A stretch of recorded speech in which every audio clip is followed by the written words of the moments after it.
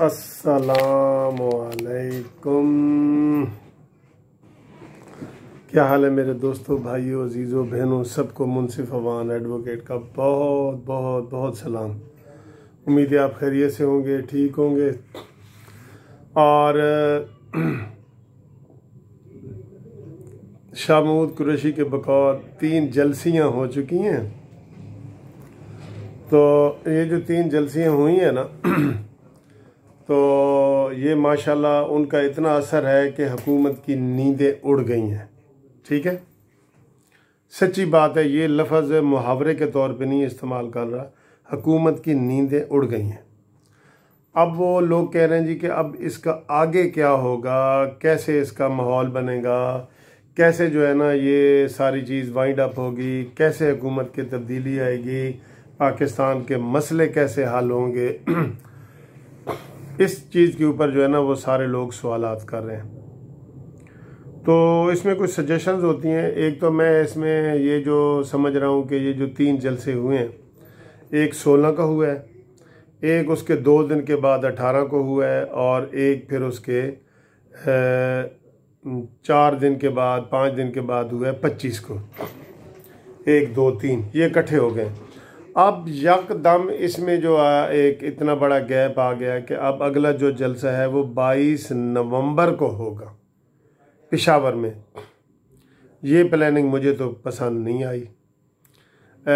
उसकी वजह यह है कि जनाब एक टेम्पो बनता है, आहिस्ता आहिस्ता एक टेम्पो बनाते हैं। एक पहला जलसा हुआ, फिर जी उससे अगला बड़ा जो है कराची वाला हुआ, उससे बड़ा कोयटा वाला हुआ। सारे एक दूसरे को हम मुबारकबादें दे रहे हैं कि जनाब बड़ी ज़बरदस्त बात हुई है, उसमें बड़ी ज़बरदस्त तकरीरें हुई हैं, उसमें नवाज शरीफ ने ये कहा है, मौलाना फजल रहमान ने कहा है, मरीम ने, सब बातें डिस्कस हो रही। अब यकदम जी वो ख़त्म हो गया। मुझे इसकी समझ नहीं आती कि ये प्लानिंग किसने की है कि जी जलसों को इस तरह पूरे महीने का वक्फा डाल दिया जाए। क्यों भाई डाल दिया जाए वक्फा? इसकी कोई वजह, कोई वजह, एक रीज़नेबल ग्राउंड बता दो। नहीं, बल्कि मौसम भी अच्छा हो गया और 22 नवंबर को कर दिए, मेरे हिसाब से गलत है। हफ्ते से ज़्यादा गैप नहीं होना चाहिए। पाकिस्तान के कितने बड़े बड़े शहर पड़े हैं, हफ्ते से ज़्यादा ज़रूरत क्या है भाई गैप में?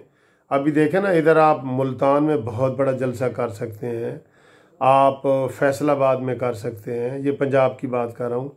फिर सिंध में जाएं तो आप हैदराबाद में कर सकते हैं, सखर में कर सकते हैं, पेशावर में कर सकते हैं। और ये बड़े बड़े इलाके हैं जहाँ पे आप वक्फे वक्फे से जलसे करें वक्फे वक्फे से जलसे। इसमें मसला क्या है? अब मैं आपको ये बताना चाह रहा हूँ, मैं मोहतरम मरीम नवाज़ साहबा को जो है ना ये तजवीज़ देना चाह रहा हूँ कि ठीक है, PDM का जलसा तो 22 नवंबर को होगा। 22 नवंबर तक अवाम भी इंतज़ार नहीं करना चाह रहे और वो चाहते हैं कि मज़ीद जलसे हों। इन जलसों की वजह से हुकूमत प्रेशर में आई है और मिस्टर इमरान नियाज़ी ने कीमतों की बढ़ने का 2.5 साल के बाद नोटिस लिया है। चलें जी, सुभान अल्लाह, नोटिस तो लिया है।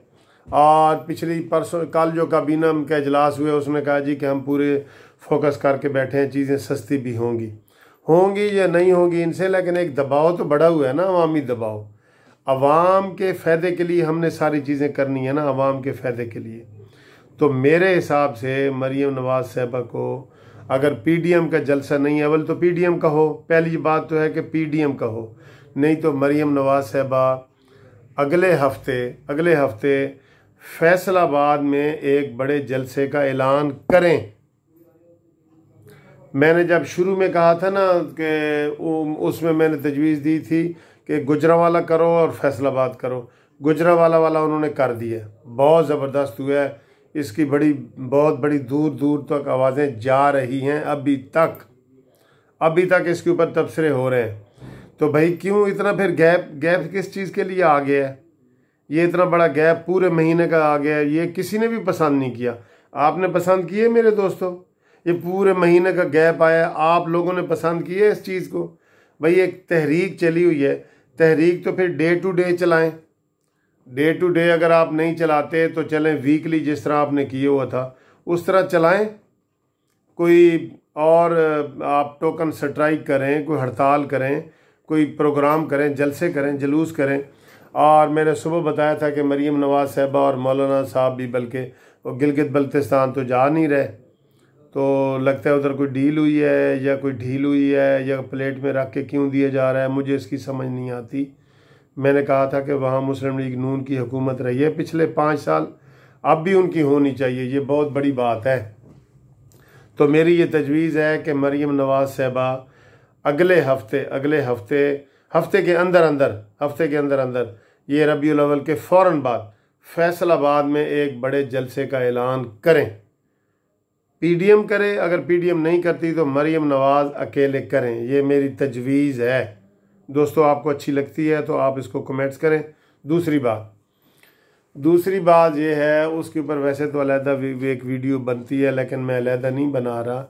मैं ये कह रहा हूँ कि लाडले के काल आपने कारस्तानी देखी है ना, कि किस तरह उसने अपने लाडले ने अपने लाडलों को जुल्फी बुखारी को किस तरह 4600 सीसी गाड़ियाँ दी हैं, 1300 सीसी की बजाय 4600 लैंड क्रूज़रें, और रूल्स रेगुलेशन में रिलैक्सेशन करके उधर रिलैक्स्ड लिख के कि ये रूल्स रेगुलेशन को हटाया जाता है।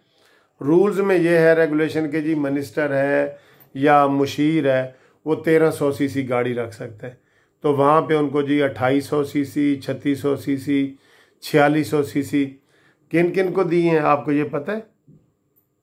कौन है लाडला आपको पता है? जुल्फी बुखारी।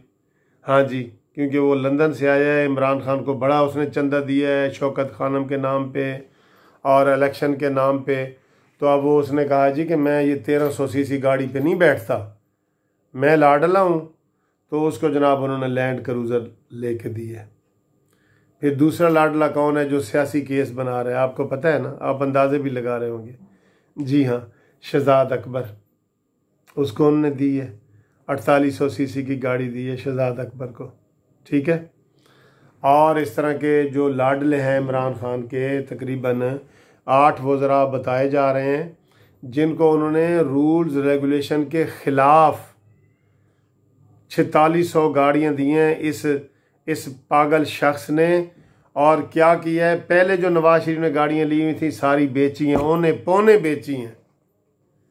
जैसे भैंसें बेची थी ना, अब भैंसें भी वो लेगा, देख लेना।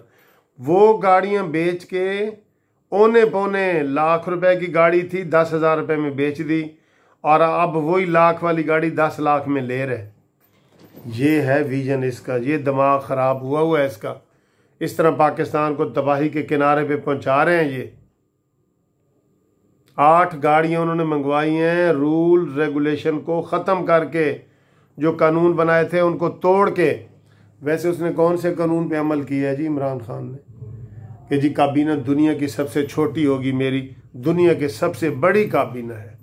अब तक की जितने काबीना हमारी बनी है ना पाकिस्तान की, उससे सबसे बड़ी है। नवाज शरीफ के दौर में वो कहते थे जी 40 मिनिस्टर हैं, अब 53 हो गए हैं। तो दोस्तों मैं आपको क्या बताऊं, जुल्म की जो है ना चक्की चल रही है, उसमें घिन भी पिसा जा रहा है और गेहूं भी पिसा जा रहा है, और इस तरह जो है ना अपने आप को नवाजा जा रहा है। अब देख लेना ये भैंसे भी खरीदेगा, इसको ये नदीम अफजल चांद उन्होंने कहना है कि सर जी हम आते हैं तो हमें इधर खालिस चाय नहीं मिलती, तो उन्होंने कहना किस तरह मिलेगी, उन्होंने कहा जी इधर भैंसे रखें आप वज़ीर आज़म हाउस में। तो इन्होंने फिर वो जो लाख रुपए की भैंस बेची है ना, अब 10-10 लाख की फिर लेंगे। ये ऐसा अक्लमंद शख्स है। 100 प्याज और 100 गंडे क्यों मशहूर हुए हैं? ये इमरान खान की वजह से ये मुहावरा बना है, दोबारा ताज़ा हुआ है। नवाज शरीफ की गाड़ियां बेच के कि ये जी लग्जरी है, ये वजीर छोटी गाड़ियों पे नहीं सफ़र कर सकते, बेच के ड्रामे करके टीवी पे ड्रामे जी भैंसें बिक रही हैं, गाड़ियां बिक रही हैं। तो अब जनाब उसी चीज़ को दोबारा उसी तरीके से लिया जा रहा है। और वो जनाब उन्होंने 8 गाड़ियां ली हैं। इसको चैलेंज होना चाहिए नून लीग वालों और पीपल्स पार्टी वालों, इसको चैलेंज करो, क्योंकि रूल्स रेगुलेशन को ओवर रूल्ड होके इसने ली हैं, उनको रिलैक्स करके लिया गया है। इसको चैलेंज होना चाहिए, क्यों लाडले नहीं फिर सकते? वो लैंड क्रूज़र के बगैर क्यों नहीं फिर सकते? क्यों नहीं फिर सकते? आपको याद है ना जुनैजो ने क्या किया था? उन्होंने कहा था जर्नैल भी 800 सीसी गाड़ी पे बैठे, कौमी ख़जाने से जाती हैं। तो ये कितना बड़ा इसने जो है ना फ्रॉड किया इमरान ने कौम के साथ कि जी गवर्नर हाउस जनाब वो कंप्यूटर की यूनिवर्सिटियाँ बन रहे हैं, सदर पाकिस्तान का हाउस यूनिवर्सिटी बन रही है, वज़ीर आज़म हाउस यूनिवर्सिटी बन रही है। कुछ भी नहीं हुआ, कुछ भी नहीं हुआ यार। आम बातें भी इसकी नहीं हुई कि यार ये कलम मैं आपको दे दूंगा, इसने कलम भी देने की बजाय उल्टा ले लिया। अल्लाह रहम करे हमारे मुल्क पे। इसकी तो कहते हैं ना ऊँट रे ऊँट तेरी कौन सी कल सीधी। इमरान खान की कोई भी कल सीधी नहीं है। अल्लाह रहम करे पाकिस्तान पे। ये आप आमीन कर दें सारे। थैंक यू, खुदा हाफिज़। सब्सक्राइब करने कराने का बहुत शुक्रिया, लाइक करने कराने का बहुत शुक्रिया, शेयर करने का तो बहुत शुक्रिया। बनी गाला तक तो ये वीडियो जाए, या कम से कम शहजाद अकबर जुल्फ़ी बुखारी इन तक तो जाए। खुदा हाफिज़।